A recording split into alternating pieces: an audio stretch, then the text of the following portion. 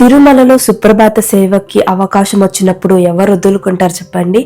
అలాగే ఆ స్వామివారిని దర్శనం కోసం ఎంతో వెయిట్ చేస్తాం. ఆ స్వామివారి పిలిస్తే తప్ప మనం ఆయన చూడలేము.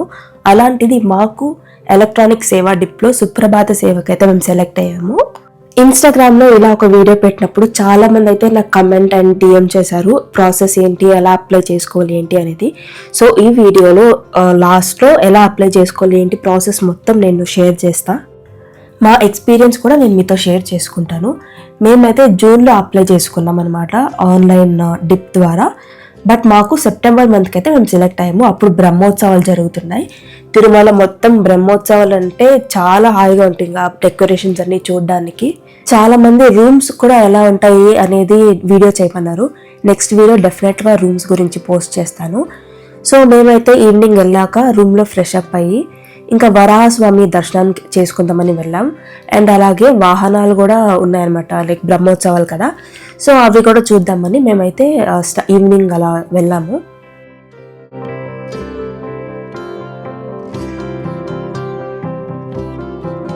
బ్రహ్మోత్సవాల టైం అంటే తిరుమల మీద ఇంకా చెప్పనవసరం లేదు, జనాలు అంతమంది వస్తారు.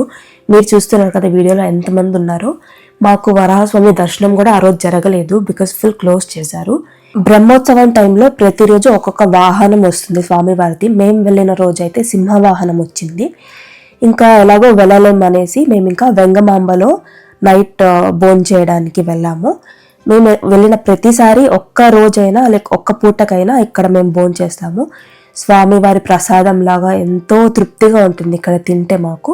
అండ్ కొత్తగా వడ కూడా ఇంట్రడ్యూస్ చేశారు కాబట్టి ఇంకా వెళ్ళామన్నమాట. ఇంకా మా అత్తమ్మని పాపని రూమ్లో డ్రాప్ చేసి ఒక 11-11:30 అలా దర్శనానికి వెళ్దాం లైన్లో అని మేమైతే వచ్చాము.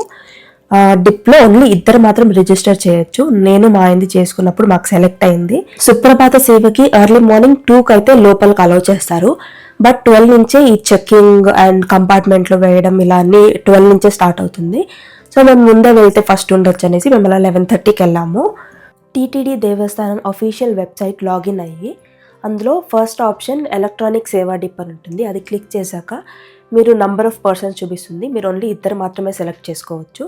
సో మీ డీటెయిల్స్ అని ఇచ్చి టర్మ్స్ అండ్ కండిషన్ యాక్సెప్ట్ చేశాక నెక్స్ట్ డే లైక్ 2 days తర్వాత రిజల్ట్స్ అయితే అనౌన్స్ చేస్తారు, మీరు సెలెక్ట్ అయ్యారో లేదా అనేది. మెయిన్ ప్రాసెస్ అయితే ఇలా ఉంటుంది. వైకుంఠం క్యూ కాంప్లెక్స్ 1 నుంచి కొంచెం ముందుకెళ్తే అక్కడ సుప్రభాతం ఉంటుంది. ఇంకొంచెం ముందుకెళ్తే అక్కడ సుప్రభాత సేవకి వెళ్ళే లైన్ ఉంటుంది అనమాట. అక్కడ నుంచి అయితే మీరు వెళ్ళాల్సి ఉంటుంది. ఈ వీడియో చూసే వాళ్ళు ఎవరైనా ఈ సేవకి ఆర్ ఇంకేదైనా సేవకి వెళ్ళింటే మీ ఎక్స్పీరియన్స్ డెఫినెట్గా కమెంట్ చేయండి.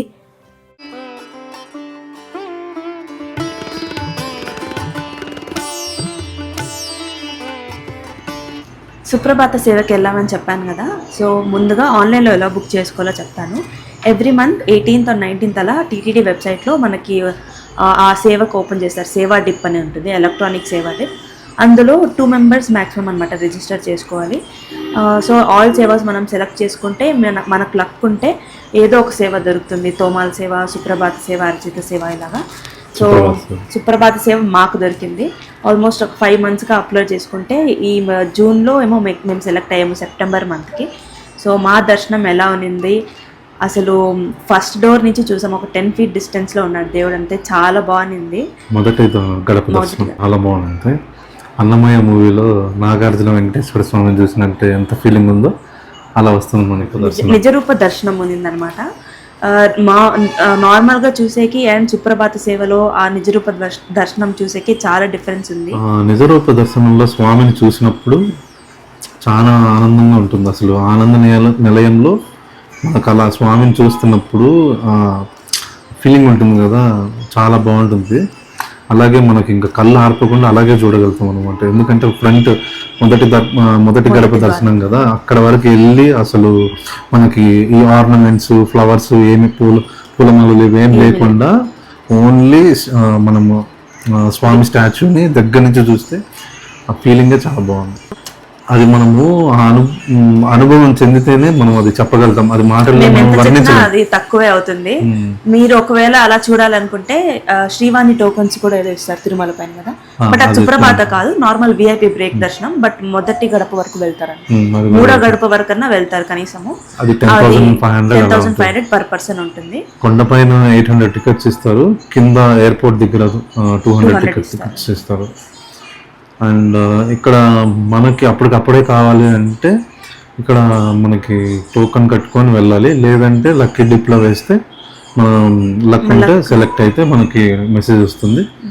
సో అది మనము పేమెంట్ ఆన్లైన్లో చేసుకొని మనం ఇంకా డైరెక్ట్ దర్శనానికి వచ్చేయచ్చు అనమాట. మాకైతే ఇంకా కళ్ళు ముందే స్వామివారు నిల్చున్నట్టు ఆ విగ్రహం అలానే ఉంది.